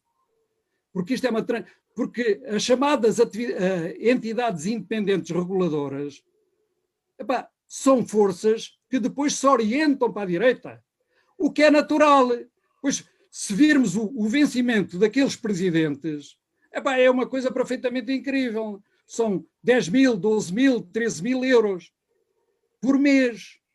A quem é que eles depois, quando saírem dali ao fim de 5 anos, porque ainda por cima são nomeados por um período de 25 anos e é inamovível, ou antes, eles podem ser destituídos de presidente, por exemplo, da ERSE, da entidade reguladora da energia. Pode ser nomeado outro, e isso já aconteceu. Olha, foi o que aconteceu mesmo com o governo PS. Mas aquele que lá estava continua durante 5 anos a ganhar aquele vencimento. Ninguém se apercebeu disto ou não diz nada. Eu apercebi-me disso quando vi que o homem não ficou muito preocupado em ser substituído, não protestou. Eu digo, isto é estranho. E realmente, claro, depois ficou a ter o vencimento sem qualquer responsabilidade, sem qualquer trabalho, mas isto acontece. E estas entidades, de facto, têm autonomia até financeira, porque parte das taxas que nós pagamos vão para eles. E na comunicação social isto também acontece. Portanto, acontece no país, em muitos sítios, e mesmo as forças políticas deixam que isto aconteça e colaboram nisto. Claro que o poder regulador do Estado tem que estar no Executivo, não pode estar nas chamadas entidades independentes, tem que pertencer ao Executivo, tem que pertencer ao Governo. Claro que o Governo pode não ser aquilo que nós gostaríamos que fosse, mas eu há uns anos fiquei chocado quando o Primeiro-Ministro António Costa, na Assembleia da República, estava lá em discussão um problema de natureza social ou umas medidas e tal. Olha, por exemplo, pode ser a taxa da eletricidade, uma coisa dessas, a despesa, o que se paga de reduzir a taxa ou não reduzir a taxa, ou os custos da eletricidade. A tarifa. E o Costa disse pura e simplesmente isso. Isso eu não me preocupo com isso, não tem nada a ver com isto. É com a entidade reguladora. E eu digo, então, mas responsabilidade não há. O Executivo não tem responsabilidade. A Assembleia da República não governa. O Presidente da República também não governa. Então é a entidade reguladora que tem o poder e tem a responsabilidade. E é o próprio chefe do Executivo que diz isto. E diz porque lhe convém dizer, não é? Politicamente, ele manda a batata quente para o outro lado. Mas isto é gravíssimo em termos da nossa organização do Estado. Portanto, tem que haver movimentos políticos de base e movimentos de cidadania capazes de encontrar respostas para estas coisas e capazes de as pôr a claro. Porque realmente o Executivo tem que ser Executivo e tem que ter a responsabilidade, porque esse é um dos problemas que hoje existe na organização do Estado. É que anda tudo à procura da culpa, vai para os tribunais, mas não há ninguém responsável. Os responsáveis não existem. Quando muito dizem responsabilidade política, que é o exercício daquela função. Por exemplo, o ministro, quando se demite, já fazem uns aplausos brutais porque ele se demitiu, grande coerência. Mas é que ele não é só responsável político, ele também é responsável administrativo e ele tem responsabilidade também nesse campo, até criminal. E até hoje nunca aconteceu nada. E realmente cometeram-se crimes económicos e cometeram-se crimes noutras áreas. Portanto, tem que haver aqui uma tomada de consciência em baixo, popular, na base, e claro, os partidos políticos também, mas tem que haver na base para haver força para fazer estes combates, porque senão não há. Senão não há, e estas coisas vão acontecendo e uns estão mais ou menos adormecidos de uma maneira, outros estão precisamente brutalmente empenhados e com razão no seu dia-a-dia e na sua sobrevivência. Mas isto vai alegremente acontecendo. O Estado republicano, o Estado social, está a ser destruído, e está a ser destruído nas barbas de todos, sem grande protesto e sem grande alarido. E, por exemplo, eu já tenho pensado nisso, digo, amanhã tínhamos um governo à esquerda mesmo coerente. Epá, ele estava em grande medida sabotado para tomar medidas e para tomar decisões, porque a máquina instalada e montada está virada noutro sentido. E isto é importante que a cidadania tome consciência disso e perceba o que se passa. Claro que aqui os movimentos políticos não. Outra questão importante que tem a ver com a história das eleições. Quando nós fizemos a lei eleitoral, a primeira lei eleitoral, e isso discutimos no âmbito do movimento das Forças Armadas, nós decidimos que o concurso tinha que ser por partidos. Tinha que haver partidos para poderem ser eleitos para a Assembleia Constituinte. E isto porquê? Porque tivemos receio que houvesse um movimento organizado dos antigos detentores do poder. E haveria, de certeza, e que fossem eleitos vários representantes do regime antigo. E seriam. E decidimos assim, dizer, tem que ser para uma estrutura de partidos políticos. E pensámos, mas quando o poder democrático estiver instituído, a Assembleia da República, a Constituição, é evidente que eles depois vão fazer uma lei eleitoral que permitem que haja organização de cidadãos, grupos de cidadãos. Isso já se conseguiu, com dificuldade, criar para as eleições locais, mas mesmo assim com muita dificuldade. Ora, isto é uma questão essencial em termos de democracia. É evidente que vão surgir coisas à direita, mas ou nós temos confiança em que os cidadãos terão capacidade para perceber as situações e encontrar soluções, e que a maioria acabará por ser nesse sentido, ou se não temos essa confiança, ou se não acreditamos que isso aconteça, é evidente que não conseguimos encontrar solução para a nossa situação. E nós temos que encontrar uma via de solução. Uma via de solução de expressão democrática, mas de expressão de alteração, de rupturas. Porque, por exemplo, também não vos expliquei isso, mas no 25 de Abril houve rupturas em todos os campos. E é por isso é que aquilo não é um golpe de Estado. É efetivamente um processo revolucionário. Houve ruptura no campo militar, é evidente, houve uma ruptura logo no campo da hierarquia e depois houve o confronto com o Spínola, pronto, e o problema na estrutura militar ficou resolvido. Mas houve uma ruptura política profunda, o regime antigo saiu, criámos outro. Houve uma ruptura económica brutal quando se fazem as nacionalizações, nós entramos numa outra lógica e dinâmica, e há uma ruptura cultural também muito grande, e social, nos costumes, isso tudo. Portanto, nós temos que hoje trabalhar na sociedade nestes âmbitos que estão abertos, porque os cidadãos têm muito campo para atuar. Não podemos transferir o que é a nossa iniciativa e a nossa responsabilidade para cima, transferir isto como um desejo. Era bom que o Partido Socialista tivesse uma atuação muito mais no sentido social e muito mais coerente com aquilo que é uma sociedade mais justa, mais democrática, mais participativa. É verdade. Mas também é importante que os cidadãos empurrem nesse sentido. E é isto que nós temos de construir. Por exemplo, estas vossas iniciativas e a prática da democracia em baixo é extremamente importante para isso. Se não houver essa dinâmica em baixo, nós não temos a componente essencial, porque a componente de cima será sempre condicionada pelo modelo económico e pelo poder económico. E o poder económico, hoje sabemos qual é. É este que nos domina, das grandes empresas, das grandes corporações, e agora até já nem é no âmbito nacional, é no âmbito internacional e global. Portanto, a cidadania em Portugal e nos outros países tem que se organizar, e nós temos que obrigar, por exemplo, em termos da União Europeia. É evidente que esta estrutura da União Europeia não serve, mas temos que transformar a Europa numa Europa de cidadãos. Mas para isso tem que haver os movimentos de cidadãos, não é só palavras. E pronto, também ficava por aqui. Não vou desenvolver propriamente daqui um programa político convosco, claro, mas é importante que percebam isso. Por exemplo, a questão da confederação, das associações, é muito importante nesse ponto de vista. Porque amanhã, quando houver uma oportunidade política, porque ela vai ocorrer, Nós vivemos numa situação de crise, até de crise múltipla, de conflitos em muitas áreas. Portanto, a oportunidade política vai surgir.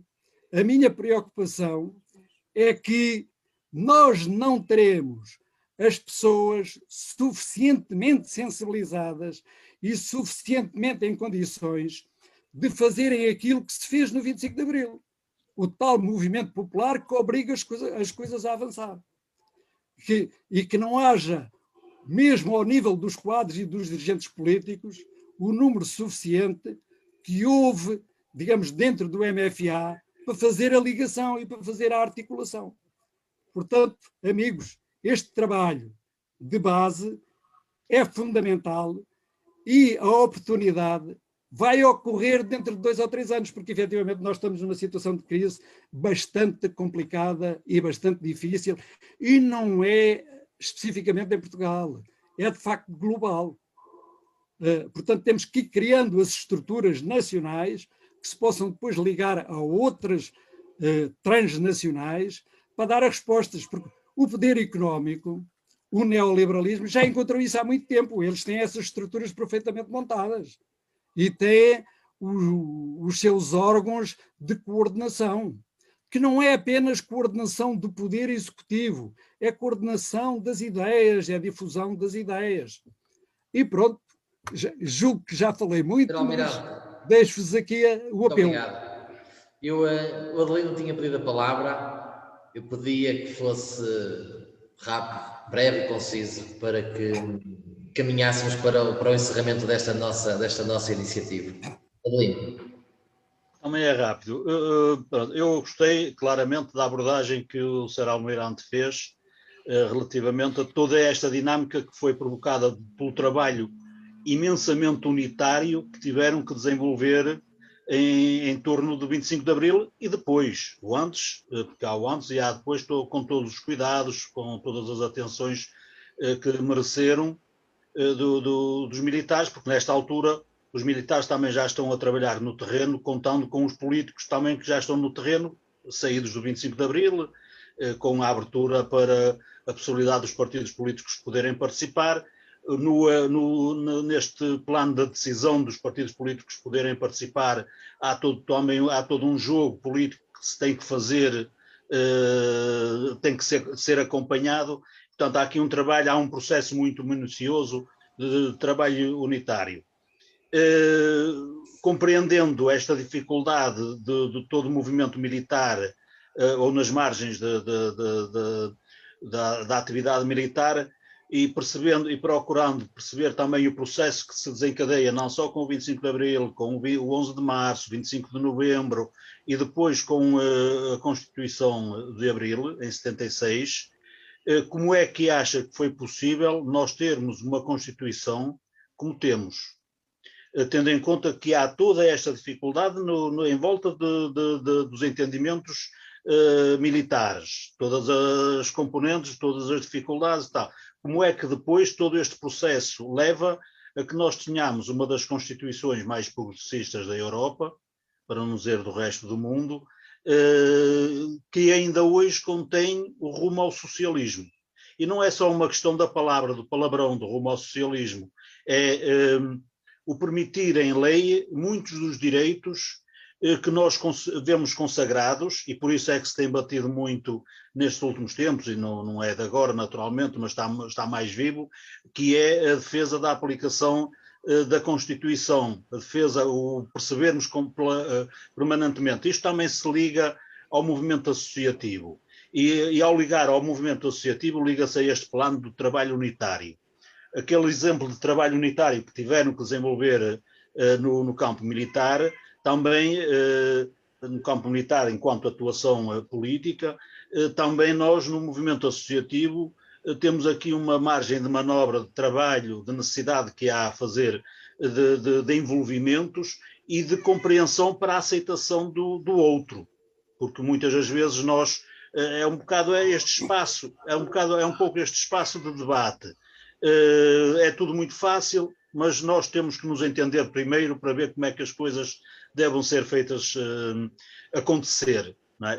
Esta questão do trabalho, da realização do 25 de Abril, pós-25 de Abril, e com todas as dificuldades, como é que foi possível nós conseguirmos ter uma Constituição como a que temos? E obrigado. E já agora, se não houver mais espaço, agradeço a presença e esta possibilidade de comunicar com o Sr. Almirante. Eu vou responder Fosse rápido sinteticamente, que é para não demorar muito. Pois eu julgo que isso que frisou é o exemplo que tem que nos inspirar. É que, de facto, tinha ocorrido o 25 de novembro e a grande parte do maior trabalho da Assembleia Constituinte foi feita depois do 25 de novembro. Claro que tinha sido feito tanto a algum e foi feito depois. E mesmo com aquela viragem e deslocação de forças para a direita, com o 25 de novembro, a Assembleia Constituinte consegue fazer um trabalho extraordinário. Foi possível, na Assembleia Constituinte, fazer uma convergência de forças, desde a social-democracia a todos os outros à esquerda, e que resultou na Constituição. Mesmo com a tal viragem do 25 de novembro, que houve e que foi efetiva. Portanto, se isto foi possível, porque é que não há de ser possível hoje na sociedade portuguesa encontrar esses entendimentos? Porque foi realmente extraordinária aquela Constituição feita naquelas condições. Eu sei, por exemplo, que dirigentes do Partido Comunista, inclusive o Álvaro Cunhal, não acreditavam. Que ele não acreditava que a Constituição pudesse vir a ser a Constituição progressista que foi. Porque ao sentir a viragem de forças à direita, na tal análise simplista, o PS deslocou-se para a direita, não temos hipótese. Epá, isto não é bem assim, isto é muito complexo. Portanto, é importante saber trabalhar na sociedade e em cada tema, em cada elemento, em cada circunstância, encontrar realmente a convergência. Às vezes não é unidade, mas é convergência das forças que favorecem realmente esta solução. Como foi digamos, a Constituição, como foi a Constituinte, isso é um exemplo extraordinário. Nós hoje até temos mais condições do que naquela altura para fazer isso. Os cidadãos têm mais instrumentos.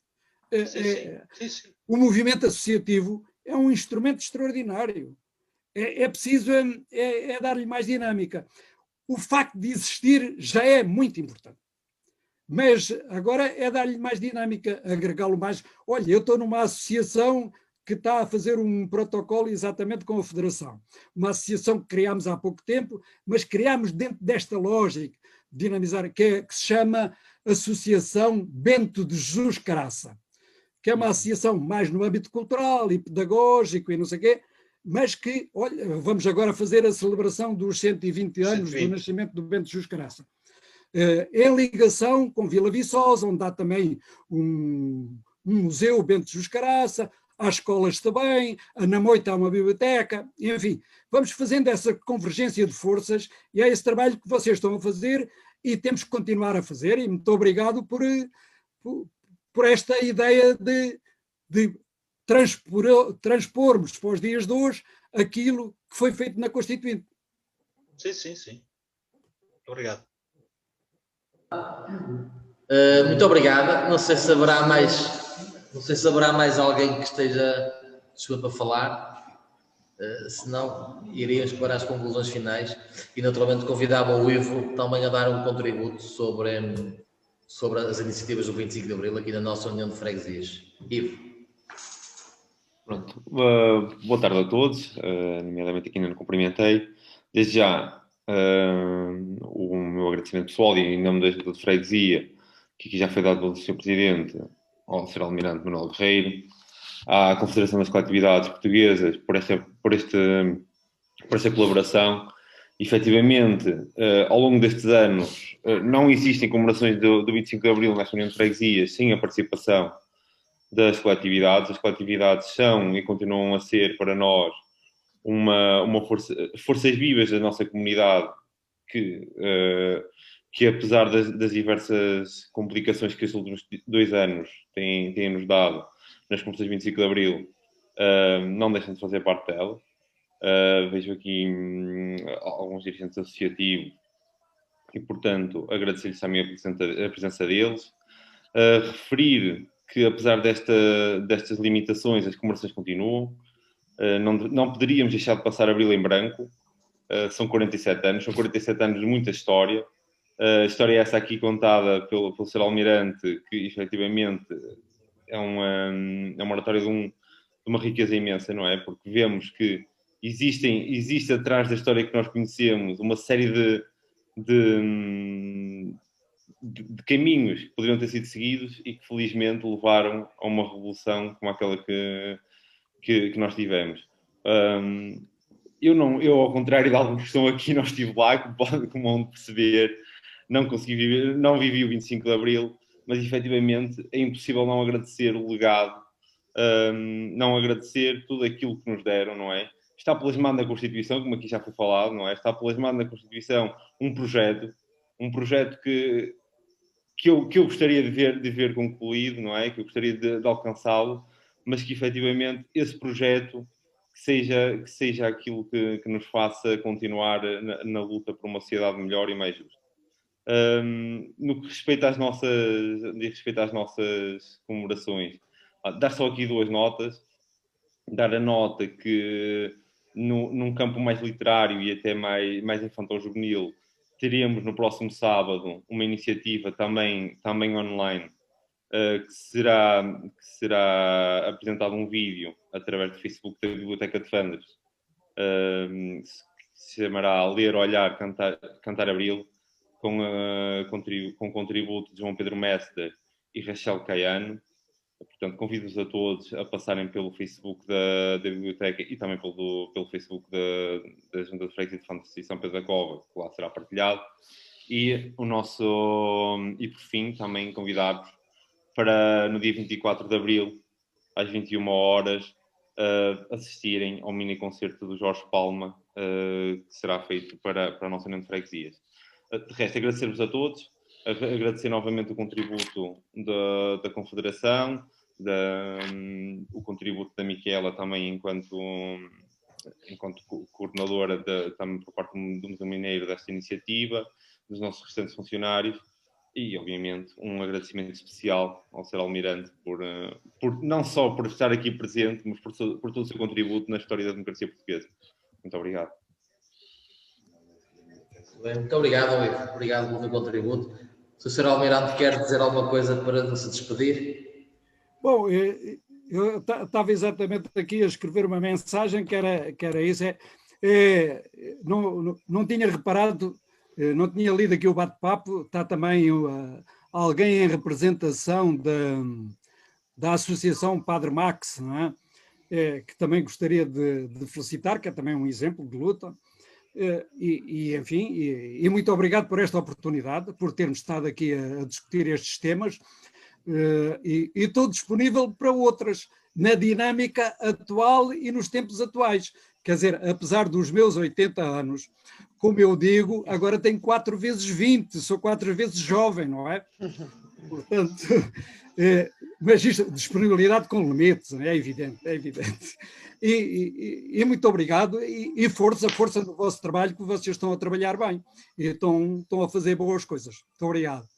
Obrigado, Sr. Almirante. Muito obrigada pela sua participação e, acima de tudo, obrigada por nos dar esta oportunidade de termos liberdade e de continuarmos a lutar por ela todos os dias. Muito obrigada pelo seu contributo. Muito obrigado.